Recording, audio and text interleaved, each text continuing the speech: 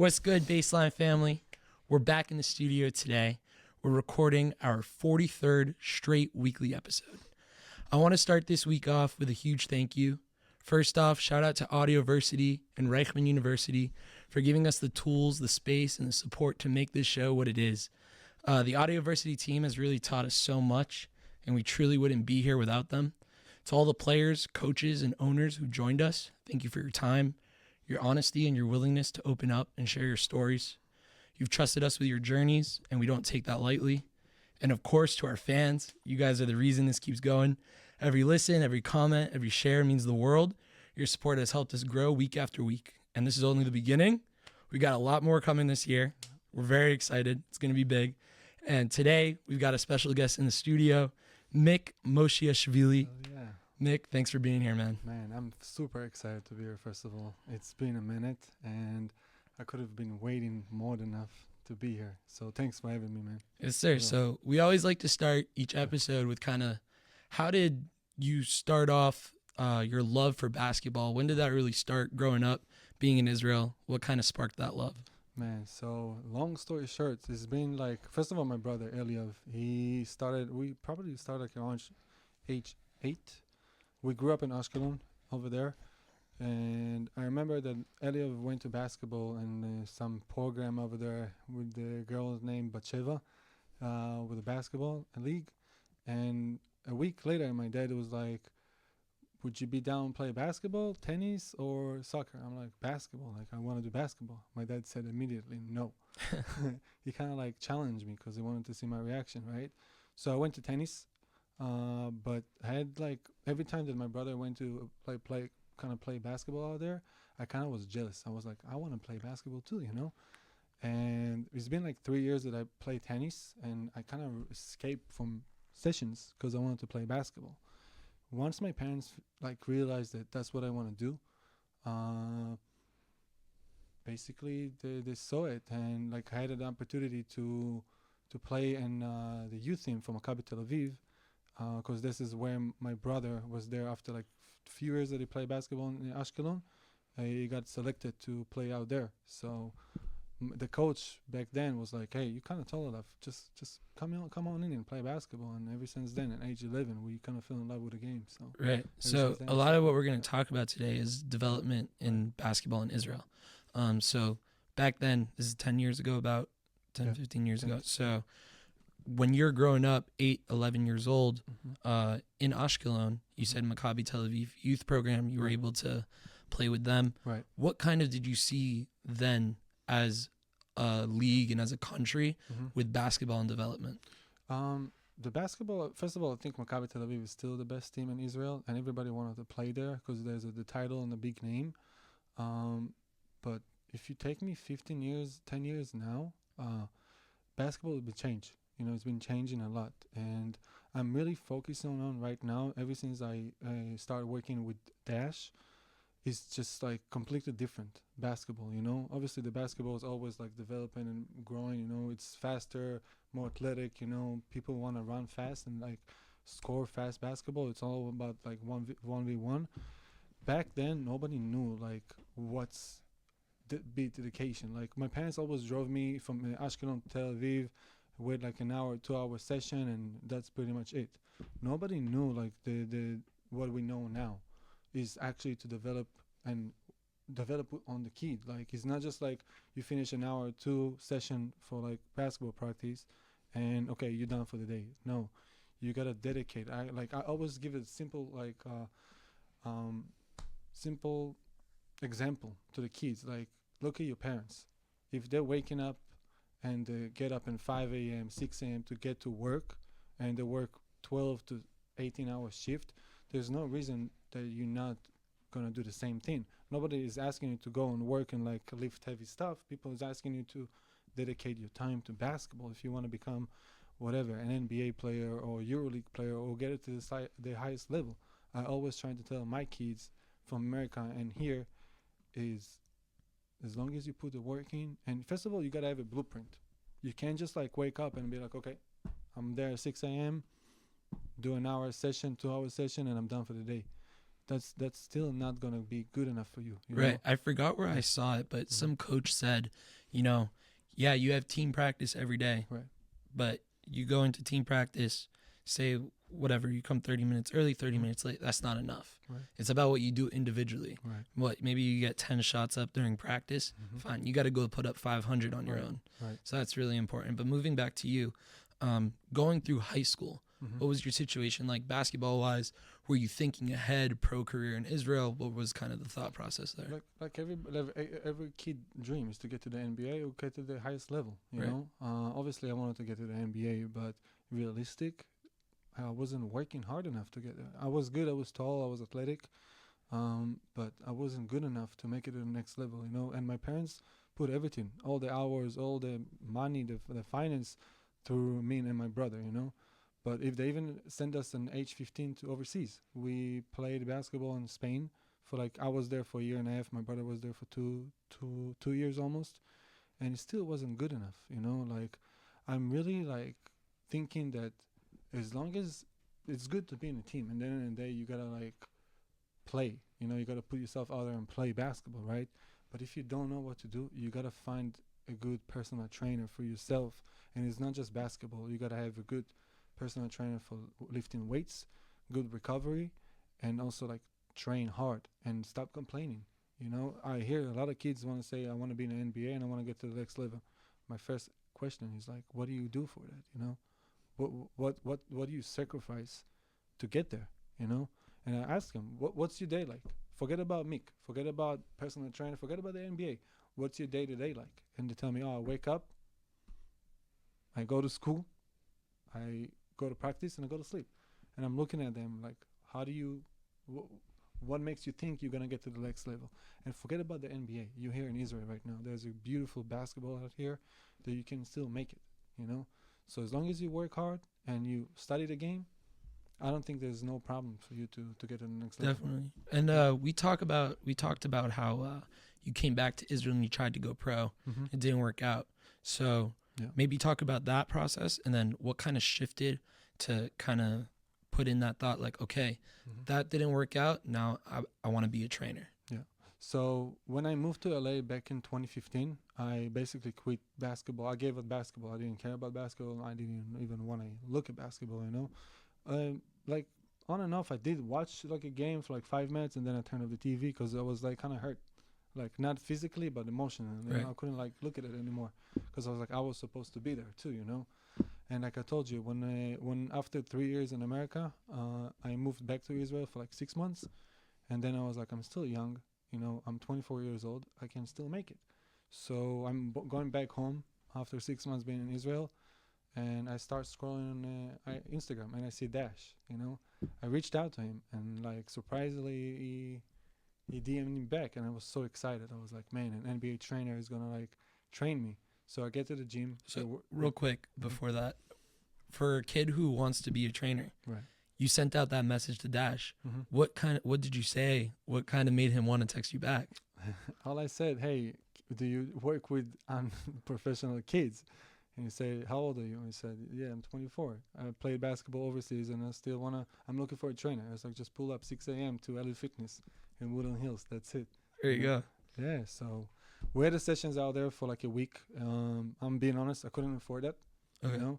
And a week later, we kind of bonded, you know. We kind of we saw each other every day, and he was hey, would you be down to help me out? I'm yes, let's do it. You NBA trainer, one of the best trainers that I haven't seen personally, you know, and I know you work with. You tell me a time and a place, I'm there, you know. And ever since then, we just built a relationship, you know. And like I said to you, it was I was working for him for a month or two, and then I was gone. Came back after 3 months for another 4 months, you know. That was a relationship with me and Dash. And the past 2 years, you know, I realized that this is what I want to do. 3 years, actually, when I got to Sierra Canyon. I fell in love with the game. Yeah, so you said Dash is one of the best trainers you've ever seen work. We even had Ryan Terrell a while back on one of our episodes, and he was at a gym, basically waiting for one of his trainers or something. He was shooting around, and it didn't work out, and he saw Dash training someone else, and he was fascinated by it, and he asked Dash, oh, like, what's the deal? Blah, blah, blah. And Dash is like, come get your work in now. Right. Works out with him, and he goes back home, and he's like, to his parents, guy. I found a guy. I want to work out with him. This is how it is. And a lot of guys say, like, Dash is one of the Right. up and coming great trainers now, and he's Mhm. been doing it for a long time. Mhm. So you said been about 3 years. You worked Mhm. with Sierra Canyon. Yeah. Tell us about your time there. Well, I remember I finished a session, like working out session out there, and that was on a Saturday. Went back. I used to live in like in Beverly Hills area. Went back home, scrolling, see where is Chatsworth, where is Sierra Canyon. On a Saturday, there's less traffic in LA, and I'm like, oh, only 30 minutes. I can do it, you know. The next day, on a Sunday, I went out there, drove 30 minutes, and I'm like, okay, how do I get in? You know, it's a school. The security guy was like, no, you can't get in. It's a private school. Like, if you don't have a pass, just call next time. I'm like, okay. Comes up Monday, came back. I'm like, there's no way I'm giving up. No chance. After the session, the workout session, I'm driving from like Melrose area to Chatsworth, and I'm parking the car on the side. So I didn't show up again to the security guy. I was just like, let's just find in Google Sierra Canyon, and I called. When I called, Wendy, actually the girl out there, she answered the phone, and I'm like, oh, what do I say now? You know, I was like, hey, I'm so and so. Like, can I just get in and tour for the facility? And the athletic director, he answered the phone to me. He was like, come on in, Mick. Like, I would love to show you the program, the facility. I was so excited to give me the pass. I went inside, met with a guy. That was around August of 2022.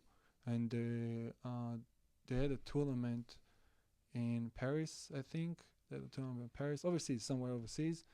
And I got excited to saw the facility. We sit down. It was like, look, they're going to come back around September, the first week of September. I'm going to tell the coach about you, and you guys take it from there. If you're good, I'm going to open up a table for you. Welcome to Sierra Canyon, you know. No problem. 2-3 weeks goes by. He emailed me, you know, be ready to come to basically a job interview. And you know what it is, a job interview. Like, you dress up nice, you look nice, you know. At the time, I had a minivan too. So I'm driving up there, and luckily, I was like, okay, let's just have a bag, because if they call me to be on the floor, I'll be on the floor, right? Right. So I'm dressing up with like button-down shirt, like, you know, like basically I'm going on a wedding, you know. Right. The coach is looking at me like, what are you doing, bro? I'm like, you Mick? I'm like, yeah. Change your stuff. Just come on the floor. And you know, it's just a high school, and it's a really nice facility, and they have like 9 coaches. I'm like, what is my role out there, you know? And they basically split out to, he has 6 rooms. He split it to like 8 minutes a session, and you just gotta work with the bigs, guards, you know, like split them up, you know. And I'm getting brownie in the beginning, but I'm like shaking. So this is Sierra Canyon Sierra team Canyon. with Bronny Yeah. and Dwayne Wade's son as well. No, that was in 2022. It was just Bronny James, obviously his brother Bryce, Justin Pieper Jr. He was so young out there too. Justin Pippen Jr. My fault. He was so young out there as well, and the rest of the guys I don't remember actually. Yeah, you know? for sure. So you got paired up with Bronny James on your first day. On my first day. Okay, and how does that go? So I was kind of like nervous. Okay. I was about to do ball handling because Dash is super big in ball handling. I lost the ball. Bronny is running. He was like, coach, like he's like literally whispering in my ear. I was like, I know you're stressed. You got this. Ever since you said that, I'm switching to like, you know, beast mode. And I just like had a good workout with him, you know, and I had so much fun. And he just showed me that he's not just the guy that everybody's talking about, you know. He's super nice and friendly person, you know. And I had like a good session, an hour and a half, and then I'm waiting for almost 2 hours for the coach to come over and talk to me. And we sit down in the room, and it was like, listen, we also have a girls program. I'm like, girls program? I'm like, what? Okay. We would love to have you here, but obviously underpaid. You're not gonna pay anything. As you see, we're full of staff, but the coaches, the girls, I think they need you. And I don't know if you guys familiar with Juju Watkins. Yeah, for sure. So I decided to put myself out there first of all, go be with the girls, and I finished the year over there. And I think I'm telling you, girls basketball, especially, I didn't know it was Juju at the beginning. I was like, who is she, you know? And I think girls basketball is up there too, man. Like, and especially in the WNBA, and I don't know. I'll tell you that it's just a beautiful basketball. Definitely, yeah. She's a superstar. Yeah, she's really good. Superstar, man. So from Sierra Canyon now, where you kind of shifting towards your next season?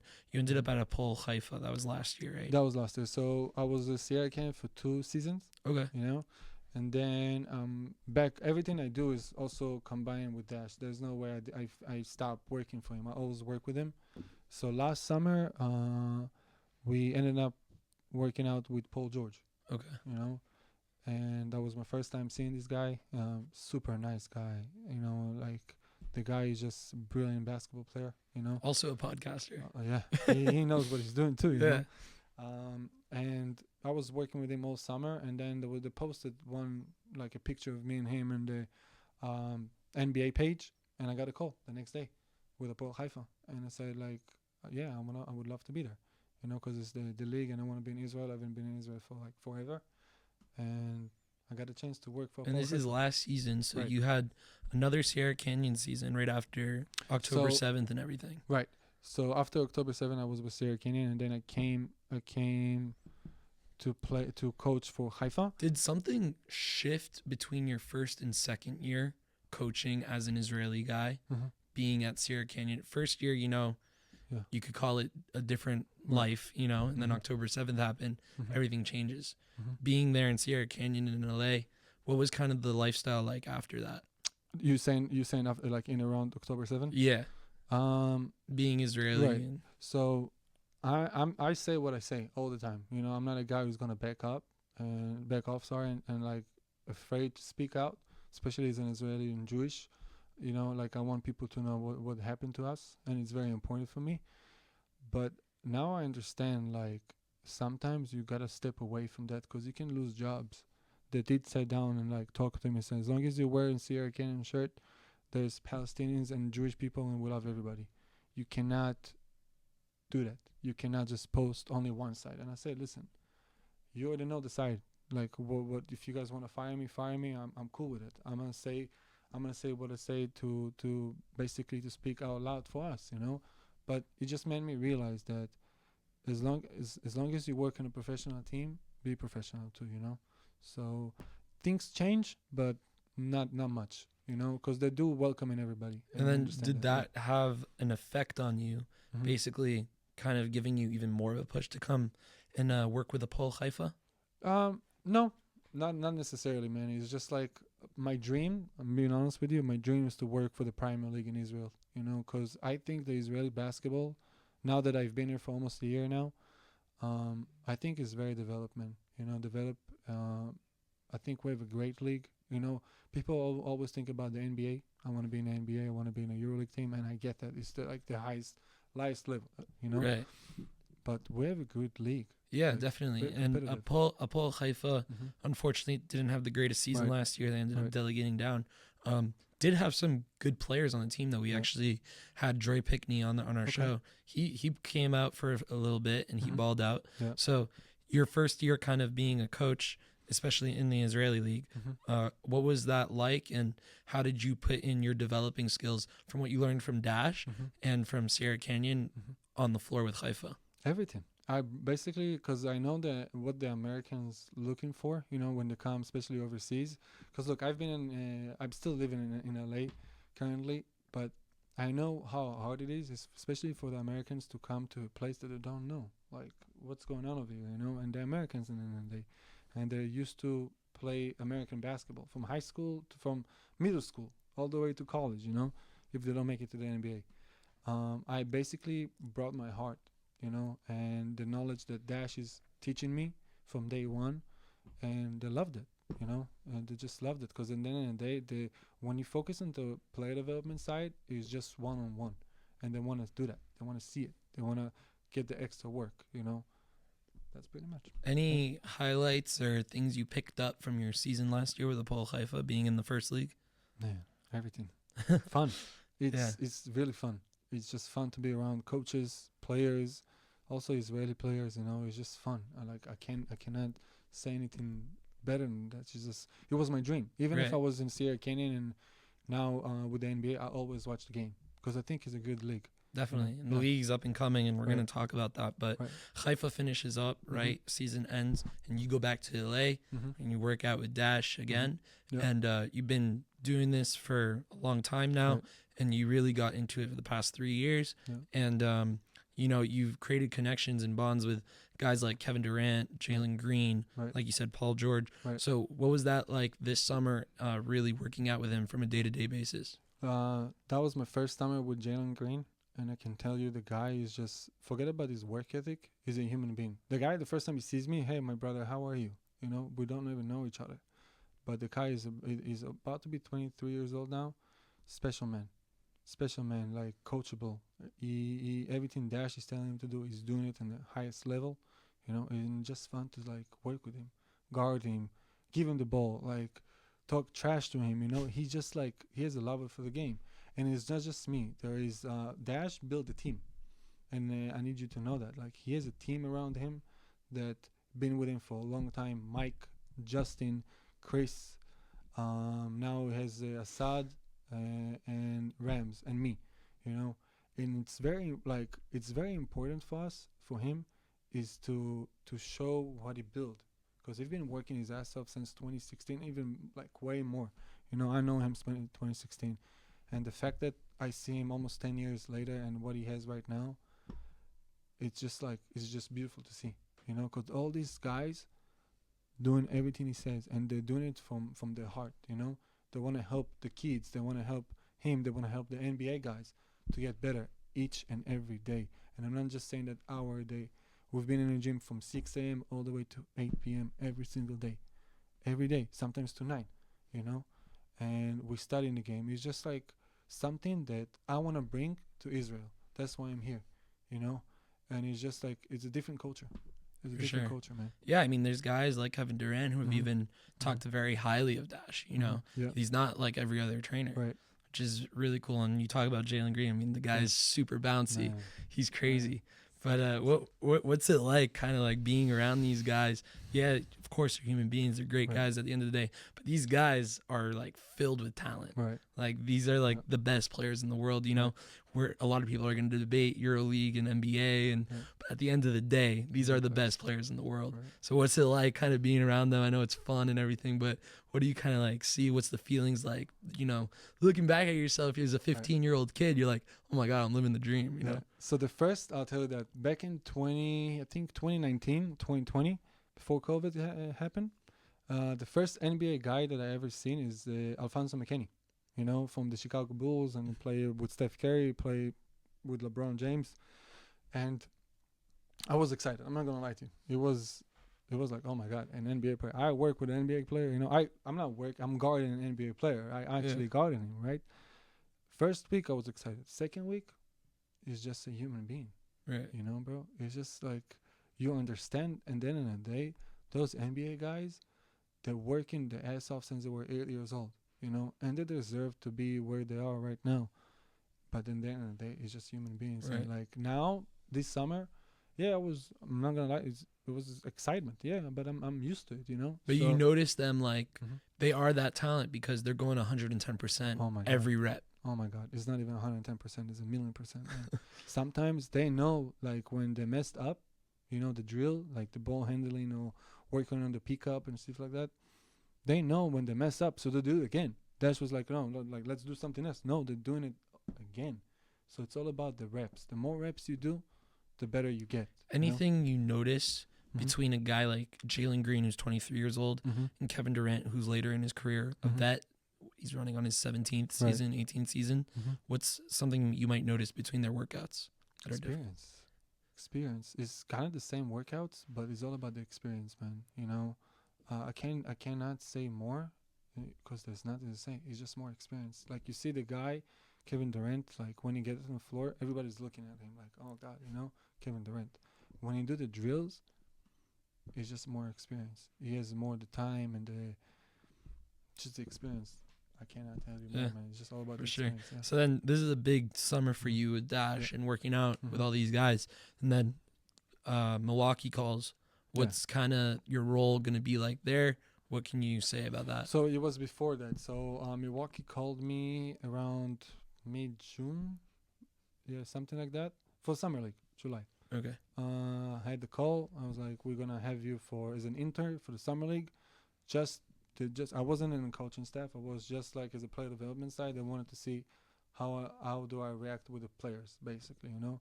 So I flew from Israel to LA. The minute I landed, I took my car, drove to Vegas. I wasn't even sleeping, you know. I was so excited. I just wanted to get there, you know. It was just a dream, because you see from from Hapoel Haifa to the NBA, how they treat the players, how the players talking to you, the coaching stuff. You meet everybody, from the head coach, from Doc Rivers to David Ham to the physio guys, everybody, and they're super nice. They welcome you like they've been known you for like forever, you know. They made me feel like home, and I wanted to get the job over there, you know, and I did everything in my hand to get the job. And after the 5th day of the summer league, when they realized they kind of want to go home and just like, you know, finish with the season, we sat down. They told me to send the resume, and the manager was like, "We'd love to have you over here again, on day terms, and hopefully get a job next season, you know, a full-time job." So I'm very excited. Right now I'm assistant player development and also assistant scout, and whatever they need, I'm there from them, you know. So Yes, sir. Is there any, you say assistant scout, is there any scouting happening in Israel? There is some scouting in Israel, especially with the young coming talent. That's why I'm here. Okay. For the kids. Yeah. Very cool. Yeah. And then on our way in, we were talking about development in Israel. Mm-hmm. You kind of wanted to talk about that a bit. What can you say? What do you want to say about that? Yeah, so I'm going to go back again to Dash. I think him as a coach, personal trainer coach, the NBA coach, you name it, I think is the greatest of all time. You know, and I work with Drew Helen. I work with Chris Johnson for a bit. The guy is just brilliant. His IQ of basketball is just above limit, you know, because he's very detailed. Everybody can teach basketball. How you teach, that's how you gotta look at it, you know. And the way you teach basketball is just like from the beginning to the end. That's how you're supposed to teach from a kid, 8-year-old kid, all the way to NBA professional kid, you know. Player. And I really truly believe that is the ball handling. He's very focusing on that. He's focusing the way you shoot the ball, the way you holding the ball, the way you acting, the way you look on the floor, you know, the way he break down the game for you. Is a brilliant basketball IQ I've ever seen in my entire life, you know. And it's an honor to work with him, honestly. And it doesn't take anybody, you know, just to work with him. It's all about building trust as well. And I'm just like a sponge. I'm learning everything from him, and I'm very grateful to keep learning. And what we want to do in Israel is also develop the kids out here, because I grew up here, you know, and I don't see a difference between American kid to an Israeli kid, you know. They're human beings, right?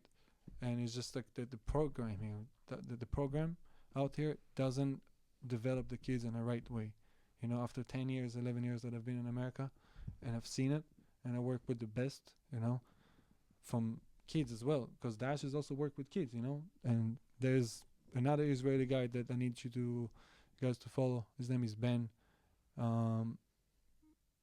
a star. He's going to be a star next season, you know, after he finish up his college career.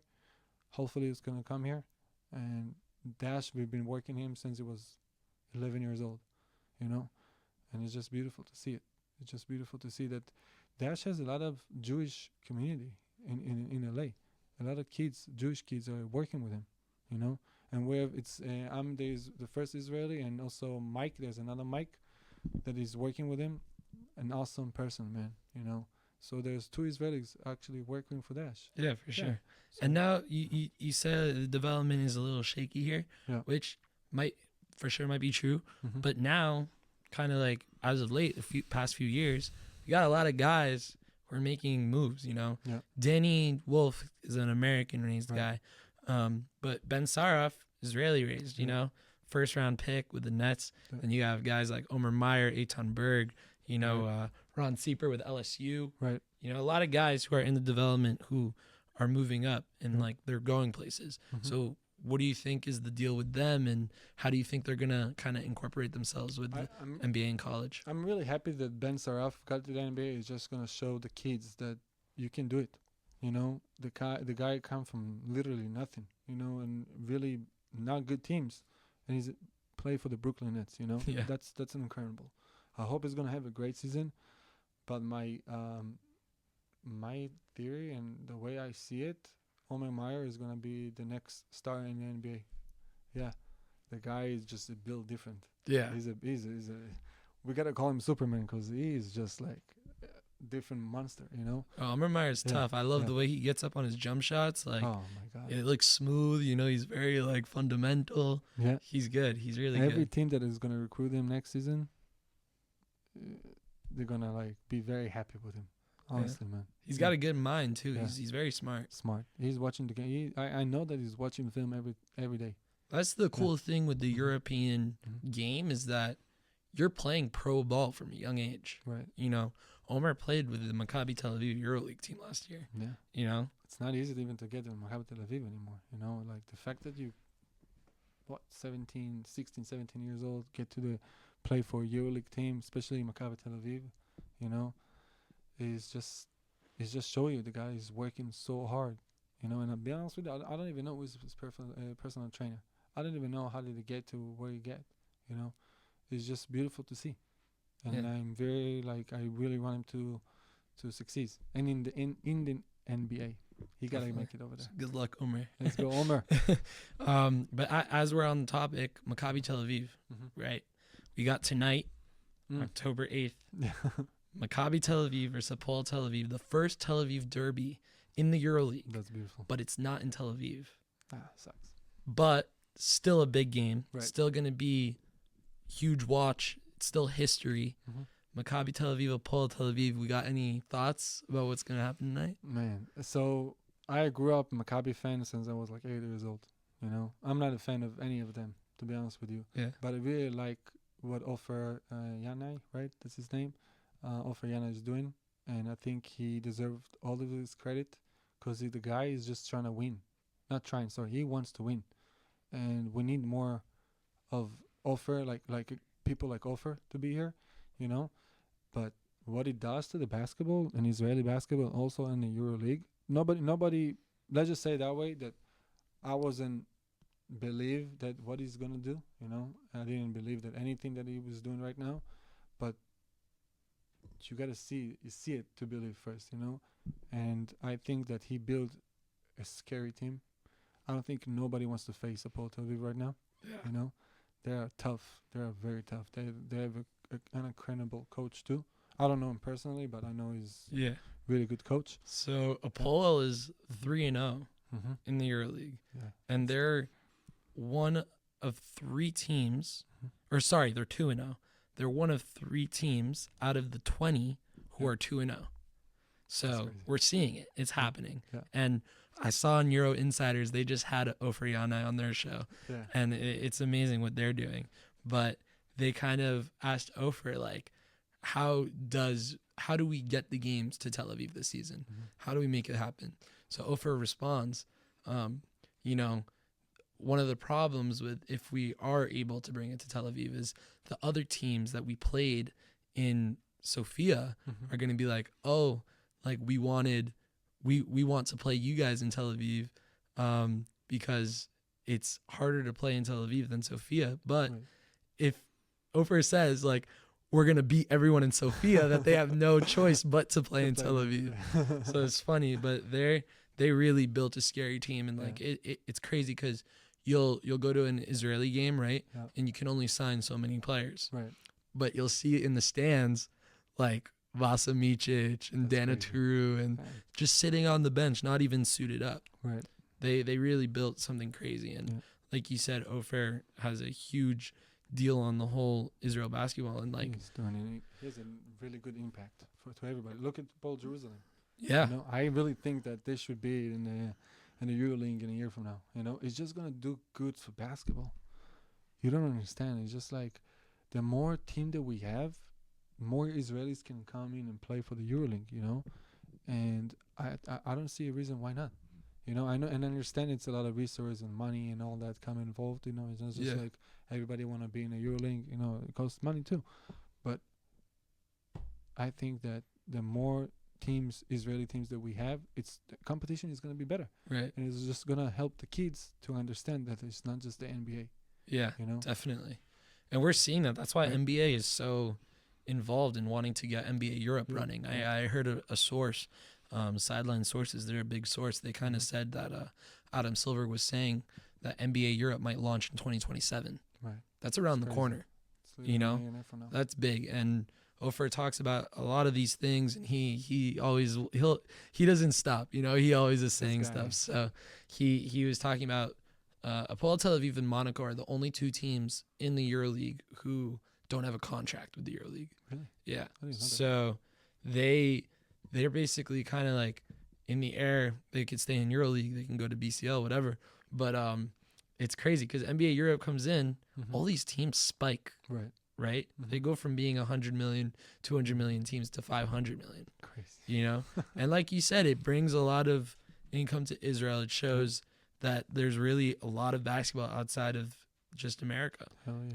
It's crazy. But I also saw with the Bucks, back to the Bucks, Giannis moved his family out to Athens, which is interesting. Yeah. Maybe Giannis is trying to come over to Europe to be a start of the NBA Europe. There's a lot of things that I know that I cannot tell you right now, but I mean, why not to have your family around you? Right. You know, it's just like the most important thing is just like family. That's Right. what's giving you energy to basically live a life. You know, doesn't matter if you do basketball or any other job. You know, why not?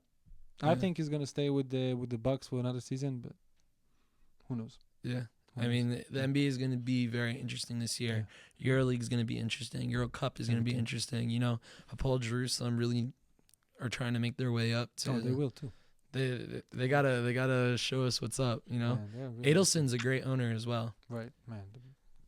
Great owner, great American, Israeli, Jewish, who understand what's to be here, you know, and wants to develop everything. And it's just like, again, 10 years ago, I'm sure you know that it wasn't like that. It was only one team, Maccabi Tel Aviv. Now there's Hapoel Jerusalem, Hapoel Tel Aviv, and the rest of the teams, you know. And I think that it's just gonna be like good competition. The people gotta compete. You can't just like be like always Maccabi Tel Aviv wins, you know. Right, top heavy. It's just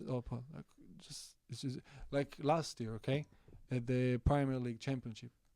I thought that Hapoel Tel Aviv gonna take it all, like win Right. it all. Look what Hapoel Jerusalem did. That was crazy. Crazy. What's his name? No, Jalen Jared Harper is insane. Oh my god. That's why they signed him to 3 years. Signed which him is- for 10. I like how they're doing it. They're kind of building a team, which isn't so normal in Israel. You No, know, people come and goes. come and go. Right. But now they're bringing practically 4 of their starting 5 back to the lineup this year. Yeah. You know, and it's really cool because they're kind of showing them a sense of home. You know, Yeah. and that's what's cool. I mean, Jared came with Auburn with Athletes for Israel. Yeah. They actually came out to Israel to play an Israel select team. With Ryan Terrell was on that team, and they kind of had a tour of Israel. Yeah. And then a few years later, Jared signing a 3-year contract That's with crazy. Hapoel Jerusalem with Austin Wiley, another That's Auburn crazy. guy who came. So it's really cool to see what they're doing. And, you know, you talk about the top 3 teams, Maccabi, Hapoel Tel Aviv, Hapoel Jerusalem, right? EuroLeague and Euro Cup. But then you got Bnei Herzliya and Chulon, who are starting their Champions League Right. tonight. You Hulon, know? I think Hulon can have a good chance to. Jordan McRae. It's a Oh my big one. God. Yeah. He is special. Yeah, he's He's good. special, man. Again, I just like I told you in the beginning. I just want to. People want to see at the end of the day good basketball. Right. You know, it's all you people pay for that. Yeah. So as long as you have a good league and a good basketball, And you kind of said like you're not a fan. And I also, whenever someone asks me like, oh, you follow Israel basketball, who do you root for? right? I'm like, I just root for basketball. Yeah. You know, I'm a basketball fan, and the more the basketball progresses, the more fun it is to watch, and the more you want to get into it. And it's from top to bottom. Right. And it's really exciting. And I really think that we need to focus on the kids over here, man. Mhm. We need to focus on the development, just not in basketball, the way you look, the way the way you think about the game as well, and not just go to the court and shoot 1,000 shots. No, man, it's not just that. Create. I always say, create a blueprint. Once you have that and you see it in front of you, it's easier to execute. Because kids, it's so hard for them. Sometimes it's hard for me to wake up at 5 a.m. To be in the gym around 5:30. It's so hard. But once you set up over here, like your mind is a program. Mm-hmm. Basically, you set it up, and you do it. It's so much easier. Like you're gonna wake up natural, and that's what I'm trying to develop to deliver. Let's just say that we deliver to the kids. Once you switch in your head that you want to do it, you do it. Because there's no way between you and the kid who grew up in America. There's no way. There's no chance. There's no different. That he's working harder than you. Same kid, same age. He's waking up, he goes to school, right? You don't go to school, you go to school. It's the same thing. Once you realize that, you're going to wake up before school, get to the court, do your session, okay? It's going to be tired. It's not going to be easy. It's a lot of sacrifice. You go home, shower, go to school. Do well in school as well. Get to the team practice. You finish with the team practice, rest for 30 minutes, get back to the court. Do your shots. Do the things that you're not good at. Go home, 10 minutes of field breakdown, you're good. And I know it's hard, but you can do it. If a kid can do it in America, you can do it over here. That's all I'm trying to tell you. That's great. I was just going to ask you what's your advice, but you just gave it to us. Yeah, If I could ask also, as we wrap up, if there's a guy who wants to get into training, what might be some advice that you would give him starting up? Training like as a basketball coach? Yeah. Watch film. And work with the right people. You cannot work with the right people and just be like, okay, just like a regular coach, Because in the end of the day, people wants to see results. You want to be good. And you're not just going to pay for somebody and not see results, Also, as a coach, you got to work your butt off, man. You got to be on the court 10, 12 hours a day. Give them your knowledge, And your knowledge is not just like, oh, you shoot from the corner 1,000 shots and you're good. No. Bring your computer. Show them what they're good at, what they're not good at, and how they can get better. Work with them, too. Like, actually sweat, Help them to read, because at the end of the day, everybody can teach basketball, but you got to know how to guard, too. And that's how you help them, And just like the more reps you do, the better you come as a coach. That's it, man. Well said. Yeah. So as we wrap up every episode, we do the shot clock. Let's go. Rapid fire. I get a little shot clock going. Oh, my God. I'm ready. You ready? Let's go. All right, let's go. 3, 2, 1. Favorite basketball movie? Oh, my God. Wait. Coach Carter? Favorite basketball sneaker? Nike? Favorite food? Favorite food? My mom's food, that's for sure. Favorite country to travel to? Mykonos. Favorite basketball court in the NBA? Milwaukee Bucks. Ooh, favorite basketball team in the world? Milwaukee Bucks. Okay. Favorite trainer? Dash and there Mick. You go. Good stuff. Good stuff. So thank you for coming on. Yeah, really appreciate you. Man, you guys are the best. I'm really, I've been watching you guys for a year. You're doing an amazing job, and your team out here, it's just beautiful to see. And thank you for having me, my guy. Appreciate you. Appreciate it. Yes, sir. Yes, sir. Hey. Shit.